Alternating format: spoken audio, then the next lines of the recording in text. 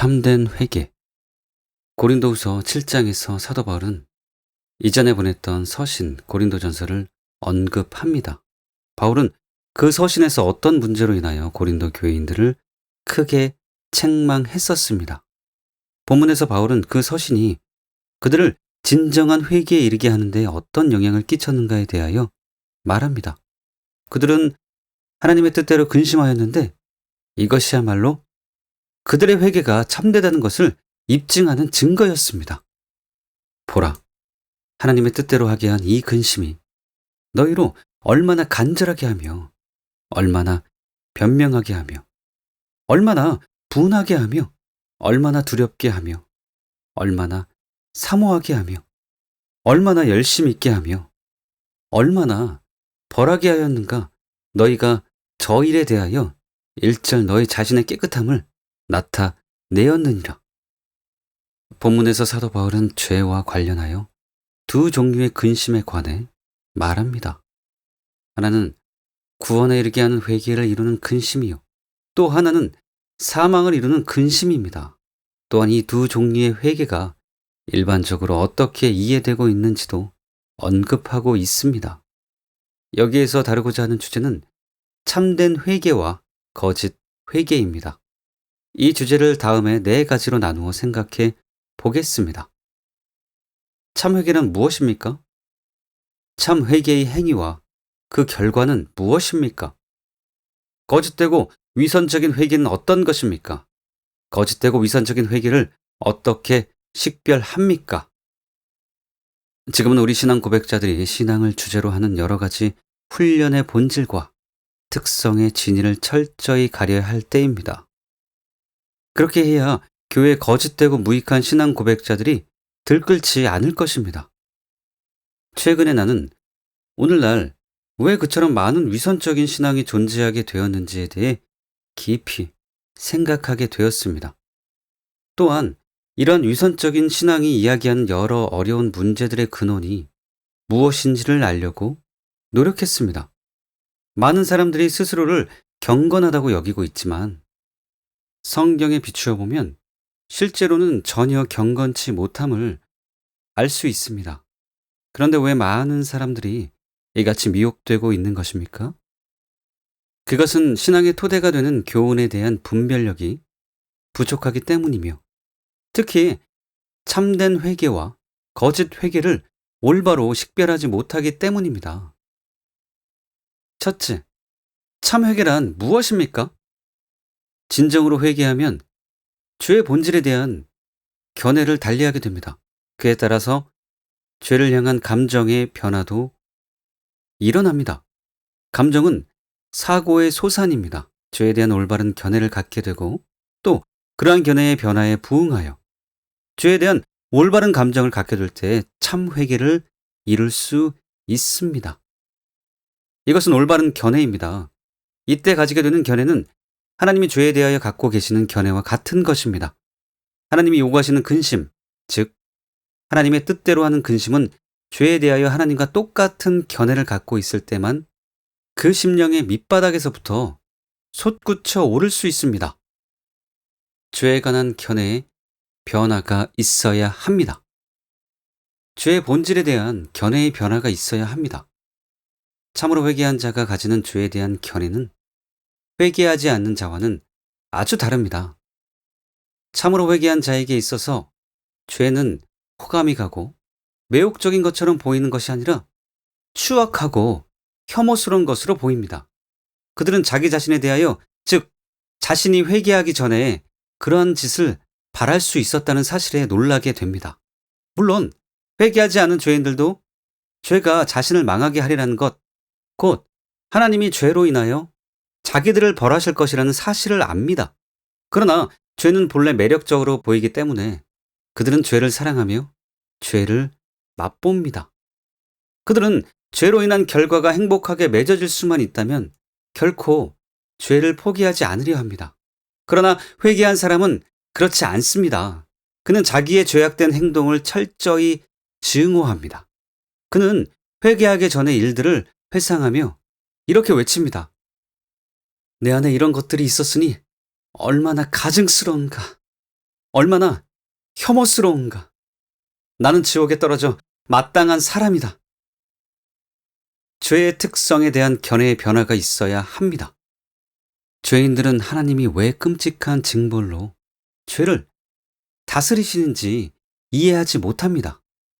그들은 죄를 무척 사랑하기 때문에 왜 하나님이 죄를 영원한 징벌을 받아 마땅한 것으로 여기시고 그러한 견해 안에서 죄를 보시는지 그 이유를 이해하지 못합니다.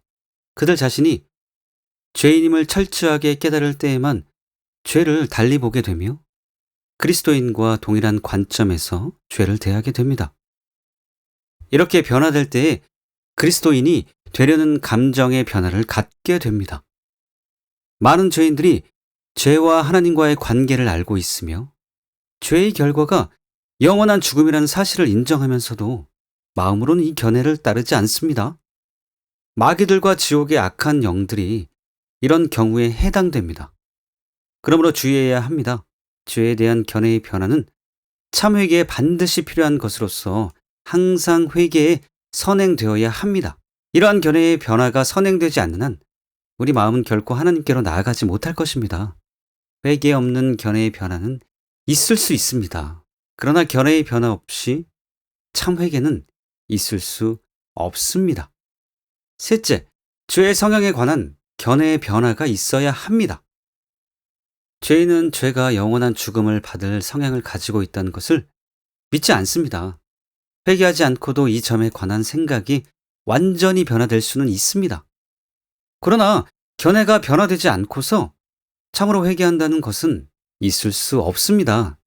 그는 죄가 그 성향 안에서 영과 육, 그리고 현세와 영원 세계에 이르기까지 자기 자신 및 모든 사람들에게 파멸을 초래한다는 것을 알고 있습니다. 또한 죄가 우주의 아름답고 복된 만물과 조화를 이루지 못한다는 것도 알고 있습니다. 그는 죄가 자기 자신 및 모든 사람에게 해를 끼치는 성향이 있다는 것과 보편적인 절제만이 유일한 치유법이라는 것을 알고 있습니다. 마귀도 그렇게 알고 있습니다. 아마 우리 가운데도 이 사실을 알고 있는 죄인들이 있을 것입니다. 넷째, 죄의 응보에 관한 견해의 변화가 있어야 합니다. 회개라는 말에는 앞에서 제시된 견해들의 변화가 함축되어 있습니다. 이 말은 마음의 상태에 있어서의 변화를 의미하는데 여기에는 모든 견해들의 변화가 포함됩니다. 그것이 생명과 관계가 있는 일임에도 불구하고 죄인에게는 죄의 응보에 대한 올바른 견해가 결여되어 있습니다. 그는 이론적으로는 죄가 영원한 죽음을 받아 마땅한 것임을 인정하면서도 그것을 믿지는 않습니다. 그것을 믿는다면 죄인으로 머물러 있지 않을 것입니다. 만일 그가 죄는 영원히 하나님의 진노를 받아 마땅하다는 견해를 갖고 있다고 생각한다면 그는 미혹되어 있는 것입니다. 진정으로 각성하고 뉘우친 죄인은 하나님의 존재를 의심하지 않듯이 이 사실도 의심하지 않습니다. 그는 죄가 하나님으로부터 영원한 벌을 받아 마땅하다는 것, 그것이 명백한 사실이라는 것을 알고 있습니다. 참 회개는 그에 따른 감정의 변화가 있어야 합니다. 감정의 변화는 앞에서 언급한 모든 견해, 즉 죄의 본질, 죄와 하나님과의 관계, 죄의 성향, 그리고 죄의 응보 등과 관련이 있습니다. 참으로 회개한 사람은 죄를 가증하고 추악하며 혐오스러운 것으로 여기는데 그치지 않고 실제로 죄를 혐오하고 미워합니다. 사람들은 죄가 해롭고 혐오스럽다는 것을 알고 있으면서도 마음으로는 죄를 사랑하고 원하고 집착합니다. 그러나 진정으로 회개할 때 진심으로 죄를 미워하고 버릴 것입니다. 참으로 회개한 사람은 하나님과 관계를 맺어 회개한 순간부터 과거에 자신이 사랑하던 행위들이 죄라는 사실을 깨닫습니다. 그리스도인들이 때로 죄에 대하여 크게 애통해하는 원인이 여기에 있습니다. 그리스도인들은 죄의 본질과 관련해서 죄를 볼 때 혐오를 느낍니다. 그러나 하나님과의 관계에서 죄를 볼 때에는 눈물을 흘립니다. 회개의 눈물이 끊임없이 흘러내립니다. 그는 하나님 앞에 엎드려 자신이 지은 죄로 인하여 애통해하며 통회의 눈물로 회개하기를 원합니다. 참으로 회개한 사람은 죄를 있는 그대로 느낍니다. 그는 어떤 사람에게 죄의 성향이 있음을 깨달을 때 그것을 저지하여 그 사람을 죄에서 구하고 사망의 물결을 물리치려는 뜨거운 소망을 갖습니다. 그 소망이 그의 심령을 불태웁니다. 그래서 죄인을 죄의 끔찍한 성향에서 구하기 위하여 기도하고 수고하며 그 죄악의 불에서 전력을 다해 끌어내려 합니다. 이런 일에 열중할 때 그는 사람들로 하여금 죄를 버리게 하려고 노력할 것입니다. 그는 사람들이 죽음의 독을 마시고 있는 모습을 볼 때처럼 소리 높여 경고합니다. 진정으로 회개한 사람은 죄의 응보에 대해 똑똑히 알고 있습니다. 그는 범죄하면 영원한 형벌을 받는다는 지적 확신을 가지고 있을 뿐 아니라 하나님이 죄인에게 영원한 사망을 선고하시는 것이 지극히 옳고 정당하며 공의롭다고 생각합니다. 따라서 그를 정죄한 율법의 선고를 비난하기는커녕 하나님이 자기를 용서하실 수 있다는 것은 하나님의 은총이요 은혜 중에 은혜라고 생각합니다. 그는 죄인들을 지옥으로 보내시는 하나님의 처사가 무정하고 가혹하며 불친절하다고 생각하지 않으며 자신이 지옥으로 보내지지 않는 것과 범죄한 세상 사람들 모두가 머지않아 영원한 불 속에 던져지리라는 것에 대하여 경탄합니다. 그는 죄인들이 모두 구원받지 못한다는 것을 불평하지 않습니다. 오히려 세상 사람들이 다 저주를 받아 지옥으로 떨어지는 것은 아니라는 사실에서 하나님의 궁유를 깨닫고 놀랍니다. 마땅히 지옥에 떨어져야 할 죄인이 구원받는다는 것을 생각할 때 그는 그리스도인이 되기 전에는 느끼지 못했던 큰 감사를 느낍니다. 참 회개의 행위는 무엇이며 그 결과는 무엇입니까? 이제 참 회개의 행위는 어떠한 것인지를 설명하고 또 우리가 회개했는지의 여부를 우리 자신이 확실히 알 수 있다는 사실을 명백하게 제시하려 합니다. 참 회개를 이룰 때에 죄에 대한 견해와 감정의 변화가 일어날 것입니다. 우리가 어떤 주제에 대하여 견해와 감정의 변화를 체험하면 그것을 의식할 수 있듯이 이 문제에 있어서도 변화를 체험하면 그것을 의식할 수 있습니다. 우리는 지금 그렇다고 말할 수 있어야 합니다. 이 점에 대하여 우리 안에 변화가 일어났다는 것, 그리고 옛것이 사라지고 모든 것이 새로워졌다는 것을 느낄 수 있어야 합니다. 참 회개를 이루면 죄를 반복하는 경향이 사라집니다. 참으로 회개한 사람은 죄를 사랑하지 않습니다. 그는 이제 죄에 대한 두려움 때문이거나 벌을 받지 않기 위해서 죄를 피하는 것이 아니라 죄를 미워하기 때문에 피할 것입니다. 우리의 경우는 어떻습니까? 우리는 죄를 범하려는 성향이 없어진 것을 체험해야 합니다. 회개하지 않았을 때 즐겨 행하던 죄들을 돌이켜 볼 때 어떻게 보입니까? 그 죄악들이 즐거워 보입니까? 다시 그 죄를 행하게 된다면 과연 그것을 좋아할 수 있겠습니까? 우리에게 죄의 성향이 남아있다면 죄를 뉘우친 것이지 참 회개에 이른 것은 아닙니다. 죄에 대한 우리의 견해는 변화될 수 있습니다. 그러나 우리의 영혼이 살아있는 것처럼 그 죄에 대한 사랑이 아직도 남아있다면 우리는 아직 회개하지 않은 죄인입니다. 참 회개는 행동의 변화를 일으킵니다. 하나님의 뜻대로 하는 근심은 회개를 이루는 것이다라는 말씀의 의미가 바로 이것입니다. 하나님의 뜻대로 하는 근심은 행동의 변화를 낳습니다. 이와 동일한 원리로서 회개는 회개를 낳는다는 말이 있습니다. 사도 바울은 이런 마음의 변화, 즉 회개는 행동의 변화를 가져오며 마침내 구원에 이르게 한다고 말합니다. 스스로 생각해 볼 때 자신이 진정으로 변화되어 과거에 탐닉했던 죄악을 다 버렸습니까? 아직도 죄를 범한다면 우리는 여전히 죄인입니다.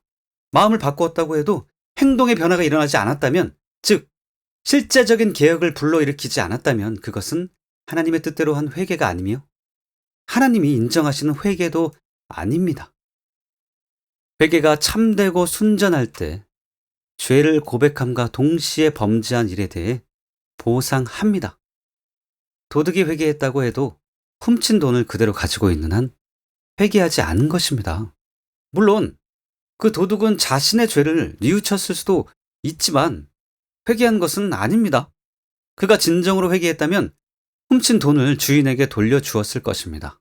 어떤 사람을 속이고 부당하게 취한 것을 돌려주지 않는다면, 또한 어떤 사람에게 해를 끼치고서도 그것에 대해 보상하지 않는다면 그것은 진정한 회개가 아닙니다.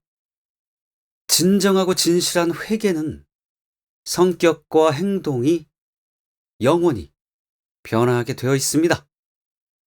본문에서 후회할 것이 없는 구원에 이르게 하는 회개란 바울 사도의 말은 참 회개란 아주 깊고 근본적인 것이어서 그것을 체험한 사람은 옛 상태로 돌아갈 수 없다는 뜻입니다. 사람들은 종종 후회할 필요가 없는 회개란 의미로 그것을 인용합니다. 그러나 바울 사도의 말은 그런 뜻이 아닙니다.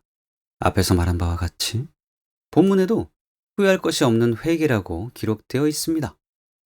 다시 말해서 절대 후회하지 않는 회개입니다. 즉, 너무나 철저해서 되돌아갈 필요가 없는 회개입니다. 죄에 대한 사랑을 철저히 버린 상황입니다. 참으로 회개한 사람은 죄에 대한 견해와 감정들이 완전히 변화되었기 때문에 옛 상태로 돌아가지 않습니다. 참으로 회개한 죄인은 결코 회개할 것이 없는 감정들을 구현한다는 것을 명심해야 합니다. 궁극적으로 이것이 구원에 이르게 하는 회개입니다.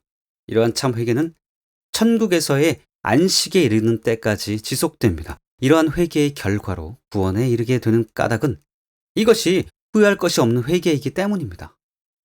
여기서 성도의 견인의 교리와 또 그것이 무엇을 의미하는지를 알아야 한다는 것을 지적하지 않을 수 없습니다.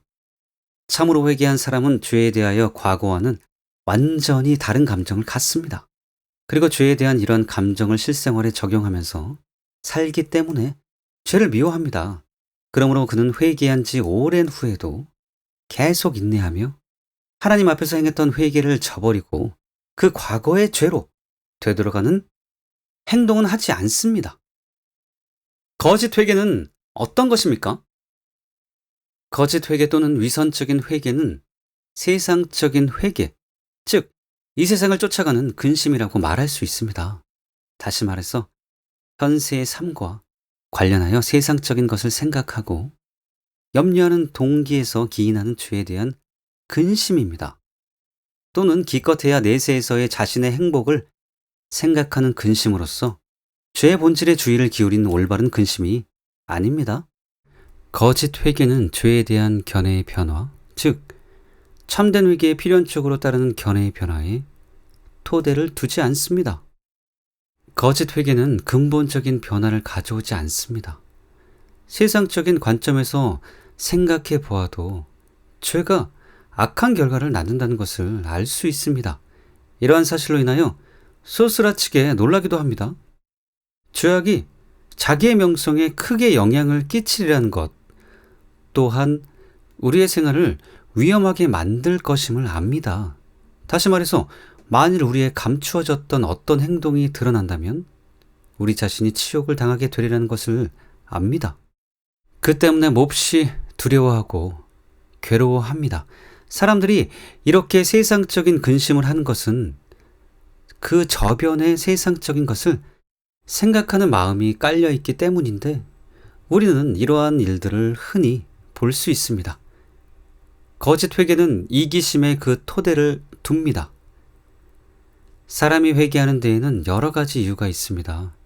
자신이 행한 죄의 악한 결과가 자신에게로 돌아옴을 알게 되거나 그 죄로 인하여 불행해졌기 때문에, 또는 죄로 인하여 하나님의 진노를 받게 되는 것이 두려워서 가족이나 친구들을 상하게 하였기 때문에 자신의 죄로 인하여 현세에서나 내세에서 어떤 피해를 당할까 두려워서 행하는 일시적인 후회에 지나지 않는 경우도 있습니다. 이런 이유로 행하는 회개는 이기적인 것입니다. 물론 때때로 양심의 가책, 비통하고 극심한 가책을 느낄 수도 있지만 참 회개가 아닙니다. 이러한 양심의 가책은 나아가서는 하나님의 진노나 지옥의 형벌에 대한 큰 두려움으로 변하기도 합니다. 그러나 이러한 두려움도 이기심의 발로에 지나지 않습니다. 두려워하지만 그 심중에 죄를 미워하고 혐오하는 마음이 없으며 죄가 무한히 악한 것이라는 확신을 갖고 그 확신에 따라 생활하려는 마음이 없습니다. 넷째, 거짓 회개. 위선적인 회개는 어떻게 식별합니까? 거짓 회개는 죄에 대한 감정이 변하지 않은 채 그대로 있는 상태입니다. 죄를 향한 성향이 깨지지 않고 정복되지 않은 채 그대로 남아 있습니다. 죄의 본성에 관한 감정이 변화되지 않을 뿐 아니라 여전히 죄를 향한 욕망을 느낍니다. 이런 사람은 죄를 피하되 죄를 혐오하기 때문이 아니라 그 결과에 대한 두려움 때문입니다. 거짓 회개는 사망을 초래합니다. 거짓 회개하면 결국 위선적인 자가 되어 죄를 은폐하게 됩니다. 참 회개를 한 사람은 자기가 회개했다는 것, 죄인이었다는 것을 사람들에게 알립니다. 거짓 회개한 사람은 변명과 거짓말로 죄를 감추며 회개한 것을 부끄러워합니다. 그는 속죄를 원하는 사람들이 앉는 앞좌석으로 나오라는 청함을 받으면 여러 가지 변명과 구실로 자기의 죄를 감추고 미화하여 그 흉악함을 조금이라도 줄이려 합니다. 지난날의 행동에 대하여 말할 때면 듣기 좋은 말로 부드럽게 말하곤 합니다. 우리는 이런 사람이 자기의 죄를 계속 은폐하려 한다는 것을 알 수 있습니다. 이러한 거짓 회개는 결국 사망에 이르게 합니다. 이런 식으로 계속 거짓 회개를 하면 결국 하나의 죄를 숨기기 위하여 또 다른 죄를 범하게 됩니다. 심중에 거리낌이 되고 있는 죄악을 솔직하게 터놓고 꾸밈없이 회개하지 않고 회개에 어울리는 고백을 그럴듯한 말로 구변 좋게 점잔을 빼며 말하기는 하지만 실질적으로는 전혀 자신의 죄악을 고백하지 않습니다.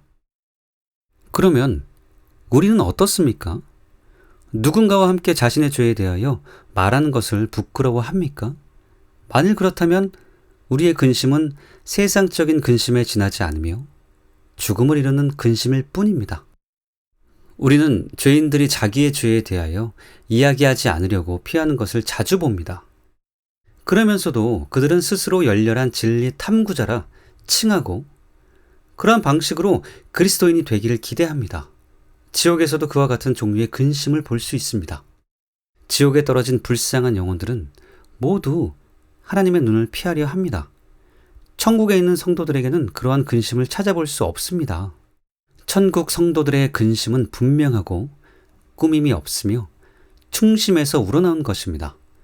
그러한 근심은 참된 행복을 이룹니다. 성도들은 행복으로 충만합니다. 그럼에도 불구하고 죄에 대하여는 깊고 공공연하게 근심하며 이 근심이 용서승처 나옵니다. 그러나 세상적인 근심은 그 자체를 부끄럽게 여기며 비천하고 비참한 것으로서 결과적으로는 죽음을 초래합니다. 거짓 회개하면 행동이 부분적으로만 변화됩니다. 세상적인 근심으로 인한 회개에 따른 행동의 변화는 그 사람이 깊이 뉘우친 부분에서만 이루어집니다. 아직 그의 심령이 변화하지 않았기 때문입니다. 이러한 사람들은 자신이 깊이 뉘우쳤던 중요한 죄들만 피하려고 애쓸 뿐입니다. 이제 막 개심한 개종자가 있다고 가정해 보십시오. 만일 그가 미혹되어 있는 사람이라면 그의 행동의 변화는 부분적인 것에 그칠 것입니다. 물론 어떤 면에 있어서는 변화되었지만 아직 그릇 행하는 부분이 많을 것입니다. 이런 사람과 사귄다면 그가 죄를 민감하게 의식하며 전율하고 복음의 정신에 위배되는 모든 일 안에서 죄의 정체를 재빠르게 감지하지 않는다는 것을 알게 될 것입니다. 그는 어떤 일에 관해서는 엄격하고 재빠르게 감지하지만 어떤 일에 대해서는 그 행동이 흐트러져 있고 견해 또한 애매하며 모든 죄에 관하여 그리스도의 정신을 전혀 나타내지 못하는 것도 발견하게 될 것입니다. 넷째, 거짓 근심에서 나온 변화는 일시적인 것이어서 옛 상태로 되돌아가곤 합니다. 이런 사람은 자신의 옛 죄 속으로 다시 빠져들어갑니다. 그 이유는 죄를 향하는 성향이 없어진 것이 아니라 다만 두려움으로 인하여 죄가 억제되고 저지되었을 뿐이기 때문입니다. 따라서 그가 소망을 품고 교회 안에 들어가면 그의 두려움은 감소됩니다. 그러나 이 억제된 생활이 실증나서 머지않아 과거의 죄악된 생활로 돌아갑니다. 이스라엘 백성이 겪었던 어려움도 바로 이런 것이었습니다. 그들이 끊임없이 우상숭배를 비롯한 여러 가지 죄로 되돌아간 것은 바로 이런 경향 때문이었습니다. 그들의 근심은 세상적인 것에 불과했습니다. 지금도 교회 어디에나 이런 세상적인 근심이 있음을 볼 수 있습니다. 사람들은 일시적으로 개심하고 교인이 되어 신앙생활을 하지만 곧 다시 과거의 생활 속으로 빠져들어갑니다. 그들은 그러한 상태를 믿음이 식었다거나 배교했다고 말합니다. 하지만 그들은 과거나 현재나 죄를 사랑하고 있으며 기회만 주어지면 다시 죄 속으로 되돌아갑니다. 돼지가 더러운 우리에서 뒹구는 것처럼 말입니다. 이 점을 철저하게 인식해야 합니다. 기독교 신앙에서 중요하게 여겨져야 할 모든 준비와 출발점은 여기에 그 토대를 두고 있습니다. 사람들은 죄에서 깨어나서 뉘우칩니다.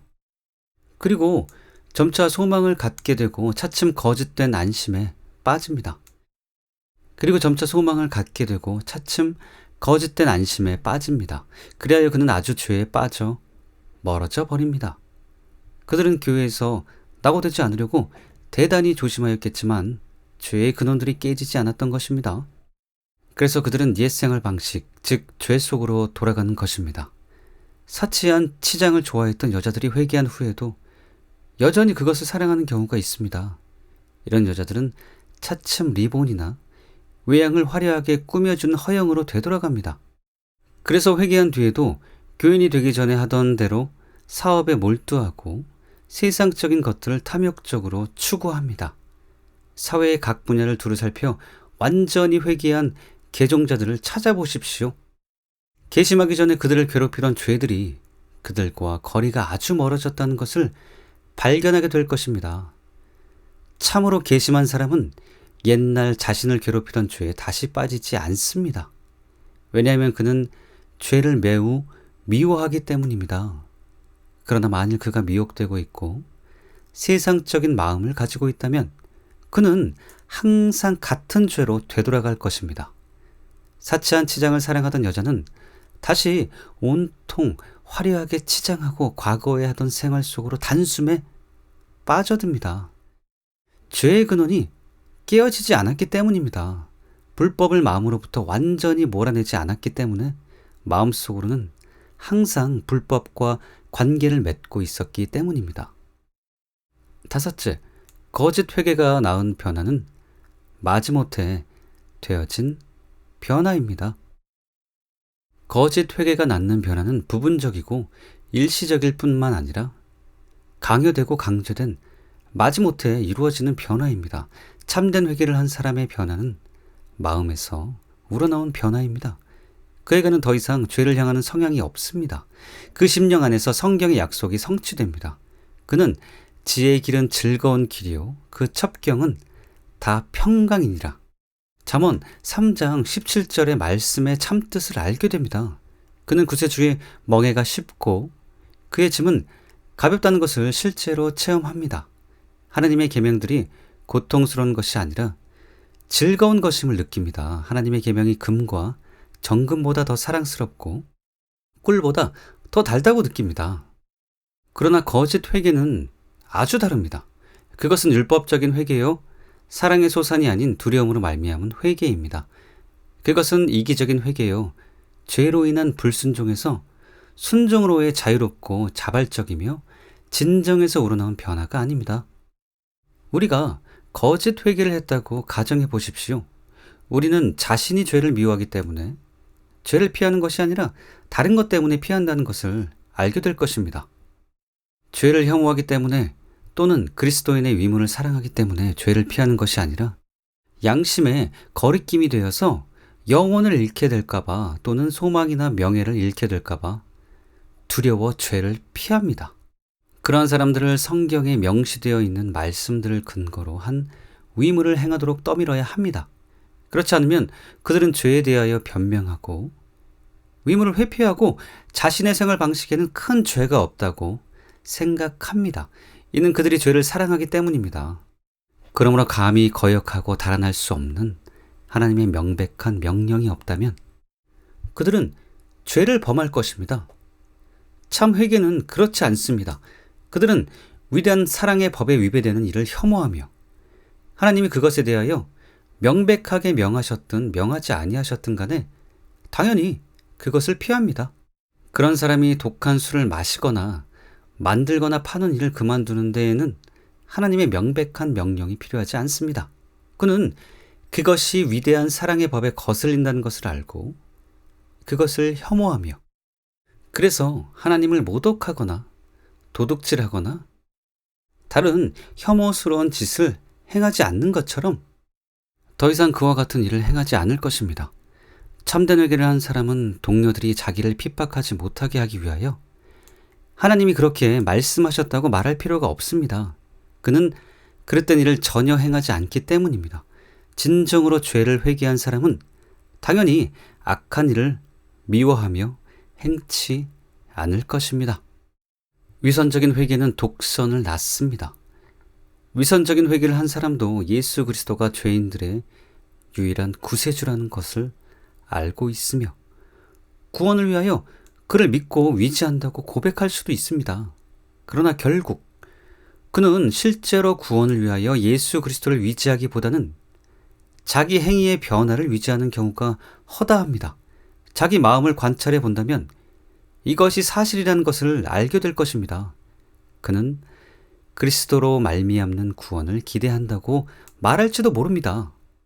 그러나 사실 그리스도의 속죄보다는 자신의 변화를 더 강조하며 그것에 희망의 토대를 더 강하게 둡니다. 그는 미봉책으로 자신의 독선을 꾸며 맞추는 것입니다. 7번째, 위선적인 회개는 거짓된 안전을 기대하게 합니다. 위선적인 거짓 회개를 한 사람은 자기가 행한 세상적인 근심이 참된 회개라고 생각하며 그것에 위지합니다. 그들은 자기가 그리스도 안에서 참된 평안을 느껴본 적이 있었는지조차 알지 못하면서 자기가 죄 때문에 근심하였으므로 그리스도가 자기를 당연히 구원하실 것이라고 생각합니다. 이런 사람들의 마음 상태를 이해할 수가 없습니다. 그들은 근심합니다. 그런 다음에는 안심하여 더욱 기분이 좋아집니다. 그리고 이제 그들은 그리스도로 말미암아 구원되기를 기대합니다. 그러나 그들은 자신이 그리스도를 충심으로 위지하고 있다고 느껴본 적이 없다는 것을 잘 알고 있습니다. 8번째, 거짓 회개는 마음을 완악하게 합니다. 이처럼 세상적인 근심을 하는 사람은 그러한 근심을 한 횟수에 비례하여 마음이 더 완악해집니다. 그가 뉘우치는 감정을 강렬하게 느끼고서 마음이 깨지지 않으면 감정의 샘은 점점 더 고갈될 것이며 그의 마음을 움직이기가 더욱 어려워질 것입니다. 참으로 회개한 참된 그리스도인을 살펴보십시오. 하나님 앞에서 그를 깨지게 하기 위하여 그에게 진리를 증언해 보십시오. 그는 그때마다 점점 더 부드럽고 아름다워지며 더욱 쉽게 감동을 받고 자극을 받아 녹아지고 살아있는 동안이나 영원히 하나님의 복된 말씀 안에서 깨질 것입니다. 그의 마음은 깨달은 것을 뉘우치며 사는데 익숙해집니다. 그는 어린아이처럼 쉽게 가르침을 받아들이고 유순해집니다. 여기에는 큰 차이가 있습니다. 부흥회를 통해서 세상적인 회개만을 한 교회나 개인은 잠시 죄에서 깨어나 회개한다고 크게 소란을 떨고는 다시 냉담해집니다. 이런 회개가 거듭되면 죄에서 완전히 깨어나기가 더욱 어려워지며 점차 지옥의 연자맷돌처럼 굳어져서 마침내 어느 누구도 그들을 소생케 할 수 없게 됩니다. 참된 회개를 한 교회들과 신자들은 이와는 아주 다릅니다. 그들은 계속적인 소생을 경험합니다. 그들은 소생하도록 부르는 나팔 소리를 들을 때 즉시 빛을 내고 타오르며 그 준비를 갖출 것입니다. 우리는 그들이 그러한 상태에 이를 때까지 점점 더 부드럽고 아름다우며 온화하게 변화되어 가는 것을 발견할 것입니다. 이 차이는 빛과 어둠의 차이처럼 큽니다. 우리는 모든 교회들과 그 지체들 가운데서 이러한 차이를 찾아볼 수 있습니다. 그러한 소생을 거듭 체험한 후에도 신앙을 비웃고 욕하는 죄인들에게 이 원리가 예증되는 것을 볼 수 있습니다. 그들이 머리 위에 자비의 하늘이 펼쳐져 있음에도 불구하고 그것에 주의하지 않고 오히려 배척하는 것을 보게 될 것입니다. 그것은 교회들과 그 지체들 안에서도 마찬가지입니다. 그들이 참된 회개를 한 것이 아니라면 온갖 새로운 자극도 그들의 마음을 완악하게 하고 그들이 진리에 이르는 것을 더욱 어렵게 할 것입니다. 9번째, 거짓 회개는 양심을 마비시킵니다. 거짓 회개한 사람은 진리가 그 마음을 비출 때 처음에는 번민하는 경향이 있습니다. 그러나 참 그리스도인이 뉘우치는 것처럼 깊이 뉘우치지는 않습니다. 참 그리스도인은 죄를 뉘우치고 회개의 눈물을 흘리자마자 곧 평안해집니다. 그리고 뉘우침이 거듭될 때마다 점점 더 죄를 경계하게 되고 온화해지며 신중하게 됩니다. 그의 양심은 눈동자처럼 예민해져서 악의 모습만 보아도 치를 떨게 됩니다. 그러나 진정으로 죄를 거하지 않는 거짓된 근심은 마음을 전보다 더 완악하게 하며 달구어진 쇠처럼 양심을 점차 무디어지게 합니다. 이런 근심은 사망을 낳습니다. 10번째, 거짓 회개는 소망의 근거이신 예수 그리스도를 거절합니다. 거짓 회개한 사람은 자신의 변화와 근심, 그 밖에 다른 것에 위존합니다. 그렇기 때문에 예수 그리스도에 대한 신뢰, 즉 그리스도를 향한 사랑 때문에 그리스도를 위하여 매일 수고하는 신뢰를 이루지 않습니다.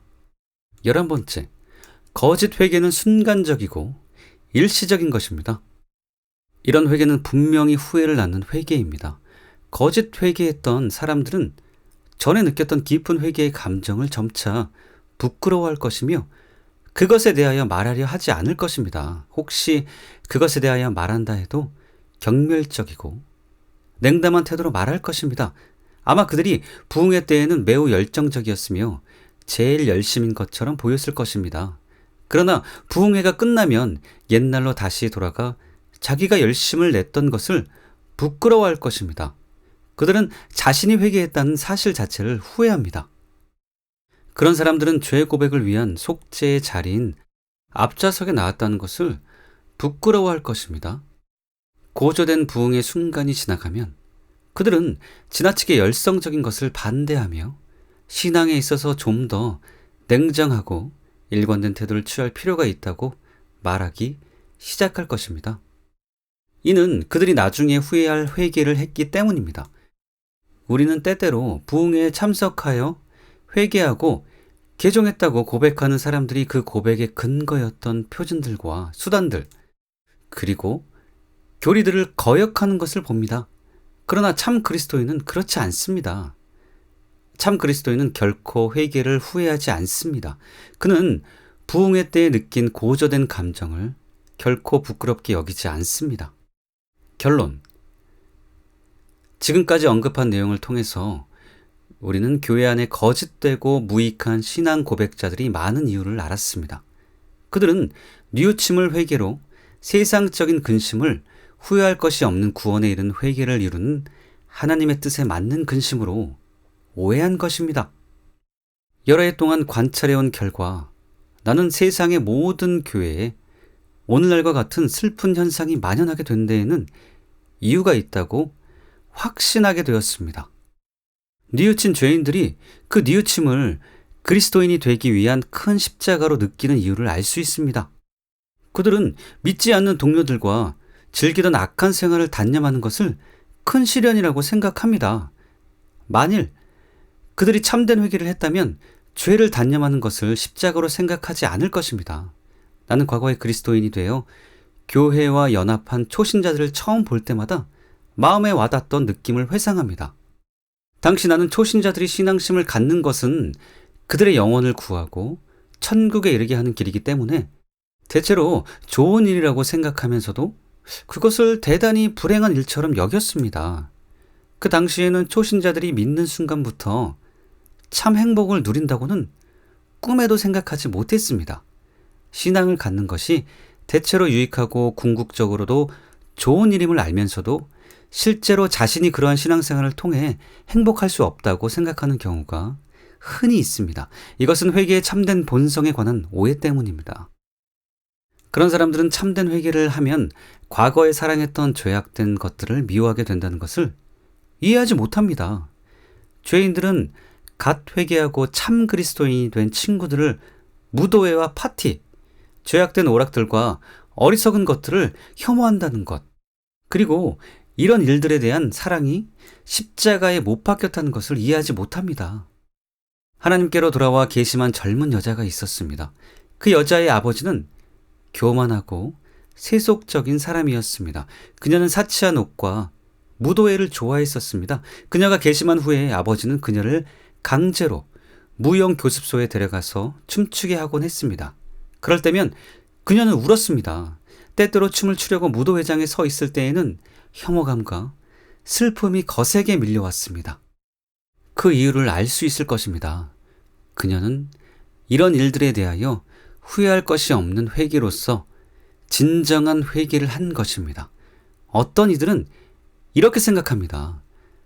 과연 그런 장면이 그리스도인이 된 그녀로 하여금 그렇게 많은 생각을 하게 만들고 과거에 함께 지냈던 친구들에 대한 연민을 불러일으켜 주었을까? 현기증 나는 쾌락에 대하여 혐오감을 느끼게 했을까? 그녀가 참으로 기도회에 가고 싶어 하며 거기에서 진정으로 행복할 수 있을까? 이런 생각은 회개하지 않은 자들 또는 세상적인 근심을 하는 사람들이 참 그리스도인의 행동에 관하여 품는 오해입니다. 엄격한 신앙생활을 하는 것을 십자가로 여기는 신앙 고백자들에게 어떤 일이 생기는지 알 수 있습니다. 그런 사람들은 항상 자기 죄를 변명하며 그리스도인의 위문을 엄격하게 수행하지 못한 것에 대하여 핑계를 댑니다. 그것은 그들이 여전히 죄를 사랑하고 있으며 할 수만 있으면 죄에 깊이 빠지게 되리라는 것을 보여줍니다. 그들이 참 그리스도인이라면 죄를 혐오하고 죄로부터 돌아설 것이며 죄에 끌려 들어가서는 안 된다고 느낄 것입니다. 즐거운 신앙생활이 어떤 것인지 모르는 사람들이 많은 이유를 알 수 있습니다. 그들은 즐겁고 행복하게 신앙생활을 하지 못합니다.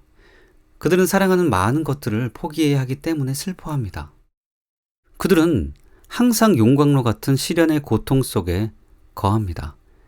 자기 부인을 할 기회가 왔을 때 기뻐하기는커녕 행해야 할 바가 자기의 성향과 습관에 어긋나면 그리스도인의 위무에 대하여 듣는 것을 큰 시련이라고 생각합니다. 평범한 진리가 그들을 괴롭힙니다. 그 이유는 무엇입니까? 그것은 그들이 그리스도인의 위무를 수행하기를 좋아하지 않기 때문입니다. 그들이 그것을 좋아한다면 빛의 조명을 통해 자기의 위무를 밝히 깨달을 때 크게 기뻐할 것이며 그 빛으로 인하여 더욱 행복해질 것입니다. 진리의 압박을 받아 고통스러워하고 괴로워하거나 진리에 복종하여 따르지 않는 신앙 고백자들은 위선자들입니다. 그들이 불안해 떠는 죄인처럼 괴로워하며 죄를 지적받을 때 괴로워한다면 그들은 참으로 회개한 것이 아니며 자기 자신을 하나님의 것으로 내어드린 것이 아닙니다. 회심의 순간에 깊이 뉘우치고 신앙을 고백한 많은 회심자들이 얼마 후에 변절하는 이유를 알 수 있습니다. 그들은 깊이 뉘우치고 진정으로 괴로워합니다. 그런 후에 그들은 평안을 느끼고 그래서 기쁨이 매우 커집니다. 그들은 얼마 동안은 정말 행복하지만 차츰 변절합니다. 참 회개와 거짓 회개의 차이를 구별하지 못하는 사람, 그리고 성령의 능력이 아니면 깊은 뉘우침이 있을 수 없다고 생각하는 사람들은 이러한 경우를 두고 은혜로부터 멀어졌다고 말합니다. 그러나 실상 그들은 우리에게 속하지 않았었기 때문에 우리에게서 멀어진 것입니다. 그들은 죄를 향한 성향을 죽이고 소멸시키는 회개를 한 적이 없는 사람들입니다. 타락한 생활로 돌아간 사람들이 왜 비참한지 알 수 있습니다. 죄를 향하는 성향이 깨지고 변화된 것에 관하여 지금까지 언급된 것을 읽고 어떤 사람들은 내가 모든 참 그리스도인은 완전하다고 생각한다고 결론을 내릴지도 모릅니다. 결코 그렇지 않습니다.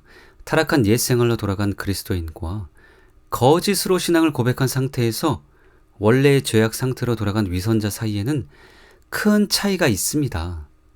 위선자는 세상을 사랑합니다. 그리고 세상으로 돌아왔을 때 죄를 즐거워합니다. 약간의 두려움과 가책, 그리고 명예를 잃는 데 대한 불안을 느낄 수도 있습니다. 하지만 결국 그는 죄를 즐거워합니다. 그러나 다시 타락한 그리스도인은 그렇지 않습니다. 그는 처음 열심을 잃어버리고 시험의 먹이가 되어 죄에 빠지지만 죄를 사랑하지는 않습니다.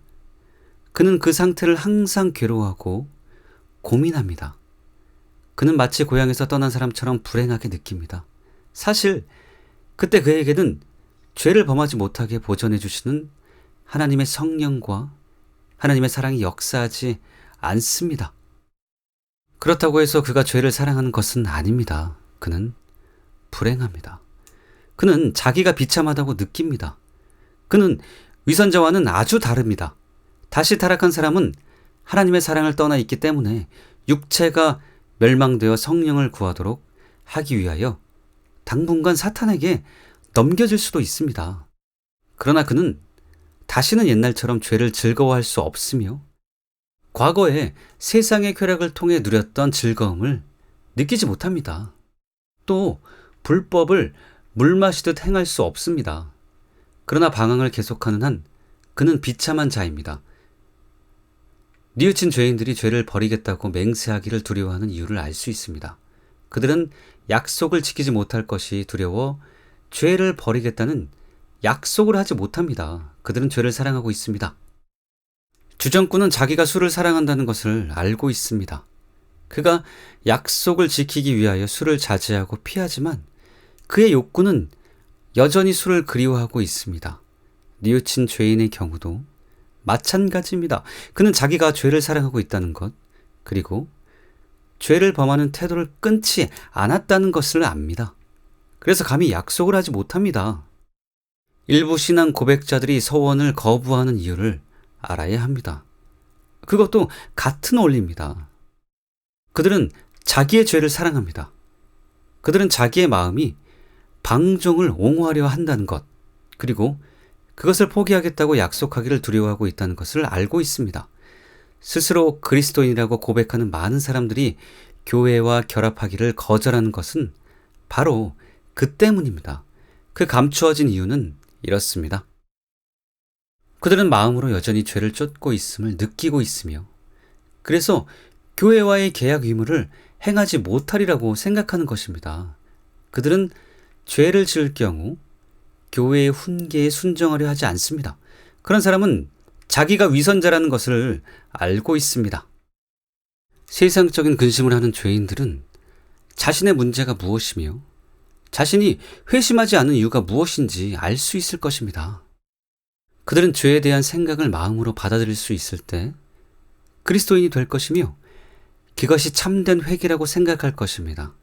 그러나 그들이 진정으로 자신이 즐기던 죄를 버리려 한다면, 모든 죄를 완전히 버릴 마음이 있다면 주저하지 않고 그렇게 하겠다고 서약할 것이며 또 자신이 죄를 포기하기로 약속했다는 사실을 세상에 알리려 할 것입니다. 그러므로 죄를 버리고 싶은 마음이 있고 그런 약속을 지킬 수 있으며 모든 사람들에게 자신이 회심했다는 사실을 알리려는 마음이 있는 사람은 사람들 앞에 나아가 죄를 회개할 것입니다.